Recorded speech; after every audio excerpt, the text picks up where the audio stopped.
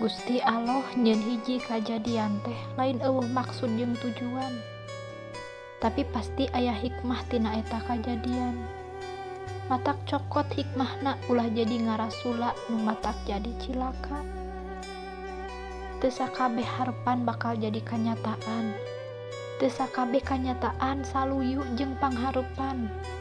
Sabab dunia mah teu saindah siga anu ku urang dibayangkeun, jeung teu sagoreng siga anu ku urang dipikirkeun. Hirup teh kudu bisa milih jeung milah. Pilih anu sakirana bisa mawa kanu jalan bener. Pilah lamun sakirana bisa mawa kanu jalan salah. Sok pilih nu bisa dipilih. Pilah nu sakirana pilaheun. Kade ulah nepi ka pipilih meunang nu leuwih kocepat meunang nu pecak.